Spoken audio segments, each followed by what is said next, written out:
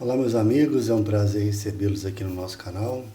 Hoje, para falarmos sobre o livro Pais e Filhos, do escritor russo Ivan Turgenev, que foi publicado em 1862 e que fala sobre conflito de gerações, sobre niilismo, materialismo, sobre conflitos ideológicos e questões sociais na Rússia do século XIX.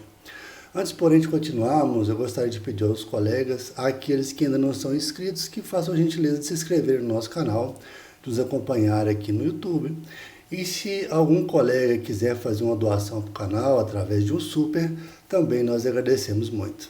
Pais e Filhos foi um livro que causou muito tumulto e polarização na época que ele foi publicado. Ele começou a ser escrito em 1859 e foi finalizado em 1862, e dentre esse período, em 1861, teve uma transformação social profunda na Rússia, foi quando ocorreu a emancipação dos servos. Até então, a Rússia tinha uma organização muito parecida com o feudalismo, com os trabalhadores presos à terra, à propriedade rural. Os seus senhores tinham uma série de direitos, inclusive de punição, sobre esses indivíduos.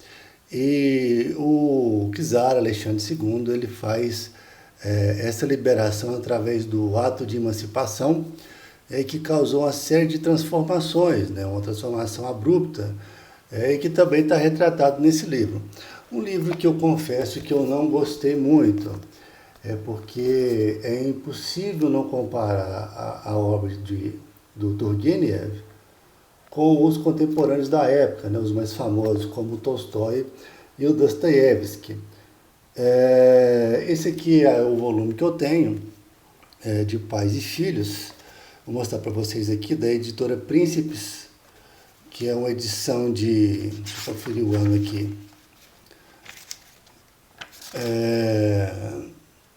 De 2022.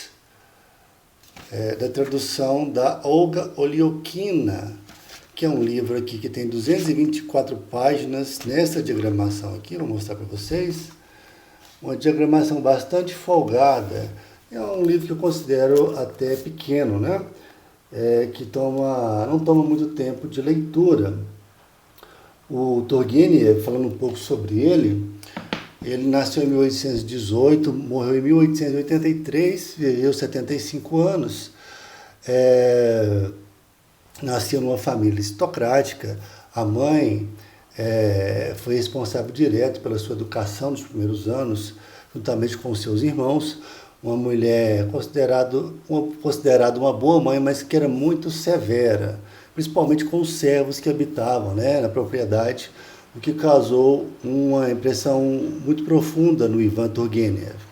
Mas ele ingressou na Faculdade de Filosofia de Moscou, ele se formou. Posteriormente, ele foi para a Europa, estudou na Universidade de Berlim. Posteriormente, também fez estudos na Universidade de Oxford, foi titulado. Era um escritor considerado ocidentalizado. A gente tem que lembrar que a Rússia, nesse período, era um país ainda muito fechado, com pouco contato com a Europa Ocidental. O Ivan ele tinha trânsito com escritores como Flaubert, muito influenciado por pensadores iluministas como Rousseau, e ele teve um papel muito importante, que foi introduzir a literatura russa na Europa Ocidental. Ela era até então relativamente desconhecida. Então, esses grandes escritores como Dostoiévski, como Tolstói, como posteriormente o Gorky e antecessores como Gogol, devem para o Turgenev nesse aspecto. A história gira em torno de uma personagem chamado Bazarov, Eugênio Bazarov, que é um jovem estudante de medicina, um niilista, um materialista, que rejeita qualquer tipo de autoridade, de instituição, e só dá credibilidade a questões que podem ser verificadas cientificamente. Ele é amigo de um personagem importante também chamado Arcádio, que é um aristocrata, né, filho de aristocratas, e o Arcádio ele vai rever a sua família, que vive numa propriedade rural no interior, e convida o seu amigo Bazarov para acompanhá-lo. E quando ele chega nessa propriedade, ele é muito bem recebido pela sua família, né, que consiste no pai e no tio. O pai, chamado Nikolai, o amava muito, tinha um carinho especial por ele, fazia tudo pelo filho. Mas este, por sua parte, né, influenciado pelo Bazarov, que não podemos dizer que era um amigo, mas uma espécie de mentor, né, de mestre, tratava o pai com muita frieza, né? E o tio também, que era um aristocrata, digamos, ao pé da letra, né? Chamado Pavel. O Pavel, que era cheio de protocolos, cheio de etiquetas, né? Cheio de hábitos característicos da aristocracia. Muito preocupado com questões como decoro, né? Muito apegado a tradições como a literatura, como a religião, né? Como tradições aristocráticas de forma geral. O Nikolai era um pouco menos, mas o Bazarov, né? Ele desprezava tudo isso, né? Ele achava tudo ridículo, né? Tudo supérfluo, e ele vai ser um antagonista feroz do Pavel enquanto ele permanece hospedado, né? Nessa família, chamada família Kirsanov. Enquanto ele permanece lá, hospedado, né, na casa dos Kirsanov, ele exerce uma série de atividades científicas. Ele disseca animais, ele conversa com os camponeses, né? Ele simplesmente aclamado, né, adorado pelos servos, pelos camponeses e, de certa forma, visto com muito receio pelo Nikolai e principalmente pelo Pavel, né? Mas ele, tomado pelo tédio e influenciando o Arcádio, né? Eles resolvem fazer uma viagem para visitar uns parentes numa cidade que ficava relativamente distante. E lá o niilismo dos nossos jovens, né, mas principalmente do Bazarov, ele é posto à prova quando ele conhece uma moça, né? Não podemos dizer uma moça, uma senhora de 30 anos aproximadamente, que era considerada uma mulher madura para a época, né? Chamada Anna Sergeyevna Oditsova. Eu acho que esse nome pode mudar um pouco dependendo da tradução. Que era uma mulher inteligente, que era uma mulher independente, era uma viúva, né? Havia se casado por interesse, digamos assim, com o falecido marido, que era uma pessoa que a tratava muito bem, de certa forma, mas que tinha um espírito independente e era muito bonita, muito charmosa, né? E todo esse conjunto despertou o amor, né, o interesse dos dois jovens. Só que por parte dela, ela ficou muito mais interessada pelo Bazarov, né, com o seu espírito questionador, né, independente, contraditório e polêmico. E ela até o convida, né, e também o Arcádio a passar um período na sua propriedade. Lá eles conhecem a irmã da Anna Sergeyevna, chamada Katia, uma moça muito talentosa, mas muito retraída também, apesar que um pouco apagada, né, em comparação à irmã. Mas o fato é que esses jovens se entendiam um pouco lá também, digamos assim, né? E o flerte entre o Bazarov e a Anna prospera muito, e o Bazarov resolve visitar os seus pais, que ficava numa vila um pouco distante dali, não muito. E foi essa uma das razões que o fez aceitar o convite do Arcádio, né? Porque a propriedade dos Kirsanov ficava no caminho entre a aldeia onde os seus pais moravam. O pai do Bazarov era um médico militar, a mãe uma nobre empobrecida. Eles tinham uma pequena propriedade, né, mas que provavelmente sofreu uma transformação, um empobrecimento, em razão da nova realidade dos servos, né, e da divisão das terras que decorreu daquela liberação. Mas assim, eles levavam uma vida bastante simples, eles tinham empregados, mas a questão principal é que eles amavam profundamente o filho, né? Amavam muito ao ponto de quando ele chegou, a mãe passar mal, né? E o pai perder todo o seu jeito, né? A sua compostura, de tanta felicidade com a chegada do filho, né? E ficaram felizes em receber o Arcádio também. O hospedaram com simplicidade, né? Mas com muito carinho, com muita atenção. Só que o nosso querido Bazarov se comporta como um imbecil, né? Como um idiota. Ele, naquela tentativa de manter a sua pose niilista, indiferente, ele trata os pais muito mal, né? Com muito pouca atenção, com muito pouca consideração. E os pais, na humildade, né, em razão do amor que eles sentem, eles aceitam aquele tratamento relativamente indiferente, tudo para manter o filho próximo. Mas acaba que ele permanece apenas alguns dias também e resolve rever a Anna Sergeyevna. Mas nessa segunda visita os jovens não são bem recebidos, eles não eram esperados, e acaba que os força a retornar para a propriedade dos Kirsanov. Mas o fato é que no desenrolar da trama acontece que o Arcádio ele se apaixona pela Kátia, a pede em casamento.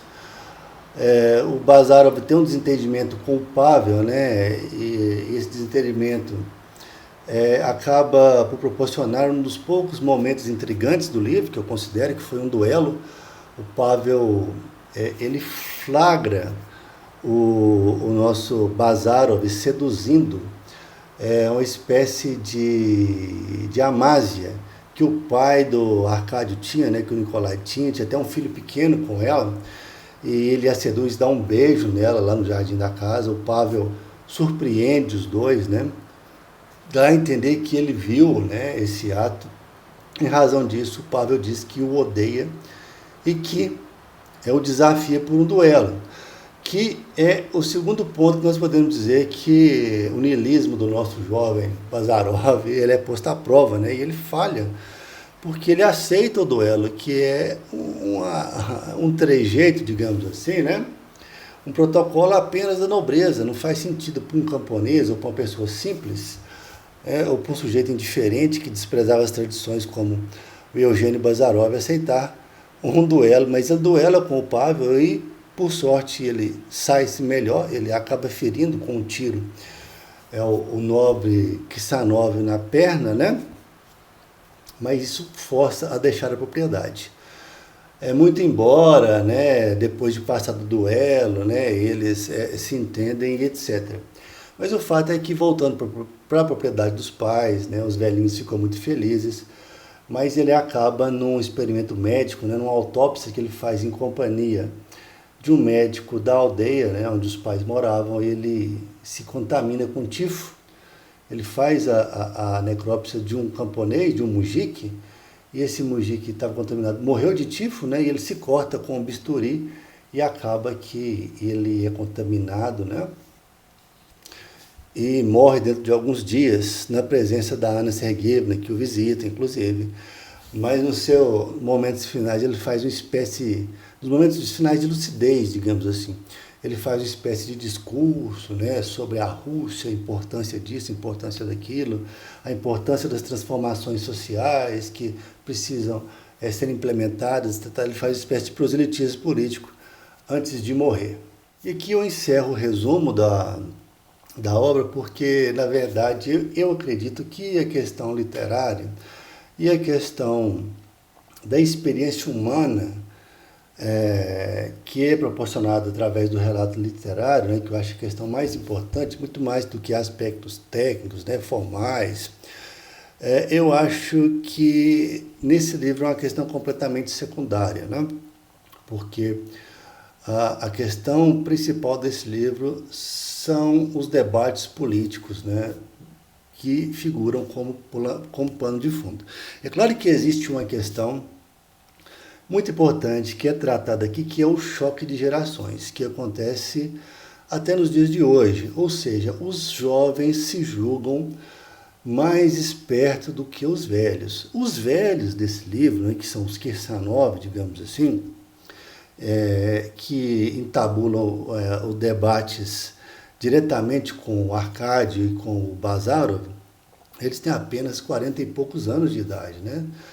Que, considerando a expectativa de vida da época, até relativamente uma idade avançada, mas não eram tão velhos assim. E mesmo assim, é retratada a questão muito similar do que acontece hoje em dia, que é o jovem que acha que porque ele tem alguma facilidade com tecnologia, porque ele digita melhor no celular ou que mexe no tablet, ele acha que ele é mais inteligente do que o seu pai ou do que o seu avô, o que é uma estupidez completa, né? Os jovens, eles têm pouca experiência de vida, né? Eles têm pouca, digamos assim, visão sobre a natureza humana, né? Pouca perspectiva, cometem muitos equívocos, falam muitas asneiras. Eu falo isso porque eu já fui jovem e eu já passei por isso. Mas parece que é um ciclo eterno, né, que se repete. Todas as gerações que vêm, elas se acham mais interessantes. Apesar que houve uma pesquisa recente alegando que pela primeira vez na história, essa geração é menos inteligente do que a geração anterior, né? Aí tem um debate sobre o que poderia ser isso, né? Excesso de rede social, de tecnologia que deixa as pessoas preguiçosas. Mas eu acho um argumento bastante válido e bastante visível. Mas, enfim, essa é a questão do aspecto literário, que eu acho, da experiência humana, né? Que é relatada na literatura, mais importante da obra. Depois nós temos questões que são o niilismo, né? Que o Turgenev, a ele é atribuída como precursor no emprego do termo no universo literário. O termo niilismo já existia, né? E que significa uma pessoa que ele rejeita qualquer tipo de autoridade, né? E desacredita todo tipo de instituição. Nós temos o exemplo do niilista extremo como o Meursault, da novela do Albert Camus, né, O Estrangeiro, que não se importa com absolutamente nada. O Meursault, que é completamente diferente à morte da mãe, está lá no velório dele, não se importa, né? Ele mata um indivíduo na praia a tiros porque ficou incomodado com o reflexo do sol, e quando ele é condenado à morte por causa disso, ele também não dá a mínima, né? Então esse seria o exemplo extremo do niilismo, né, que não se importa com absolutamente nada. E aqui existe uma dupla interpretação, né, proporcionada pelo autor, porque ao mesmo tempo que o Bazarov ele representa esse niilista, né, esse sujeito indiferente, o niilismo dele é colocado à prova e falha no momento que ele se apaixona, né, e no momento que ele aceita participar ativamente de um teatro aristocrático, que é a questão do duelo com o Pavel, né? Então aqui o autor aqui, o Ivan Turgenev, ele escreve com duplicidade, ele aborda a questão com duplicidade, né? Então, ao mesmo tempo que parece que ele faz, né, uma apologia ao niilismo, ele também, em certos momentos, parece que ele mostra toda a fragilidade do niilismo, né, enquanto teoria. Outro ponto é a questão social da Rússia, como nós comentamos no momento, ligado à questão do fim da servidão, que era uma situação hedionda já, né, incompatível com o período histórico. Já na segunda metade do século XIX, né, a modernidade em plena marcha no Ocidente. A Rússia recebia influência do Ocidente, né? Se falava francês nos salões, aquela coisa toda, né? Muita influência da ciência alemã na Rússia no período, e ainda você tinha aquela situação da servidão. Só que a liberação dos servos causou uma desorganização enorme, que é retratada nesse livro. Então, teve uma política de distribuição de terras, né, de venda de terras. Apenas os servos domésticos ficaram proibidos de adquirir propriedade, mas os outros camponeses, eles poderiam. E eles são retratados como como indivíduos sem rumo muitas vezes, né? Eles ficavam se embriagando, eles não tinham motivação para trabalhar a terra, né? As plantações eram tomadas por ervas daninhas, né? Eram mal cuidadas, então você tinha uma desorganização generalizada das propriedades rurais, né? Nos momentos que as propriedades rurais são retratadas aqui, elas apresentam essa desorganização. Eu acho que é um livro importante para você poder compreender toda a turbulência intelectual que ocorreu no século XIX. Essa turbulência não foi só na Rússia, ela foi na Europa de maneiras gerais, que se agravou, digamos assim, com as revoluções, né, as trincheiras de 1848. Então, nesse livro, você pode debater materialismo, niilismo, modernidade, né, até romantismo, né, como você percebe a reação da aristocracia em relação a esses avanços, né? O romantismo foi um momento de resistência à modernidade, ao avanço do capitalismo, da urbanização, dessa perspectiva pragmática e científica em relação a tudo. Mas o meu desânimo com o livro, eu confesso que foi uma leitura arrastada. Eu quis desistir logo das primeiras 50 páginas, né, e permaneceu, porque eu acredito que as personagens foram muito pouco aprofundadas psicologicamente. Por isso que eu digo que é muito complicado quando você compara essa obra com os contemporâneos do Turgenev, né, como Tolstói. E com, por exemplo, o Dostoiévski, né? Então, são as personagens muito rasas, né? Os diálogos não tão bem construídos, né? Então isso me fez desanimar um pouco, porque eu tenho alta expectativa em relação à literatura russa de forma geral. Porque de tudo que eu li até hoje, os russos do século XIX, como Dostoiévski, como Tolstói, como Gogol, né? Posteriormente o Gorky, que eu li também, acho muito bom, mas não no nível dos escritores anteriores. Foram que eles produziram de melhor do ponto de vista literário, no meu entendimento, né? Pode ser que tenham coisas melhores, mas eu ainda não li, né? Ainda não conheço. Então eu tenho essa impressão. E o Turgenev,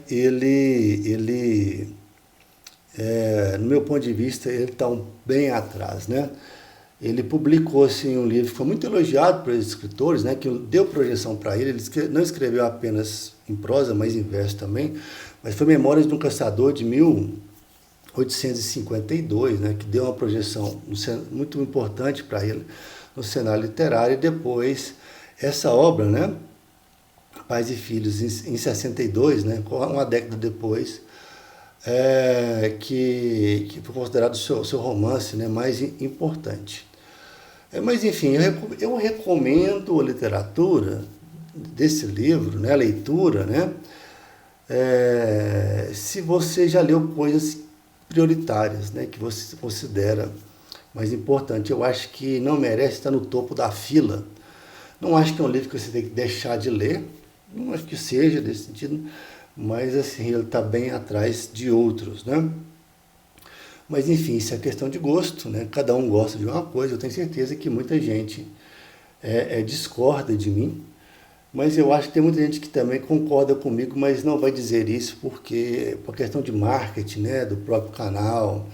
Eu vejo muita gente que debate livro aqui, né? Booktuber, como eles dizem, elogiando muito livros que não merecem tantos elogios, né? Eu acho que talvez Pais e Filhos é um desses livros. Mas, enfim, é a minha impressão.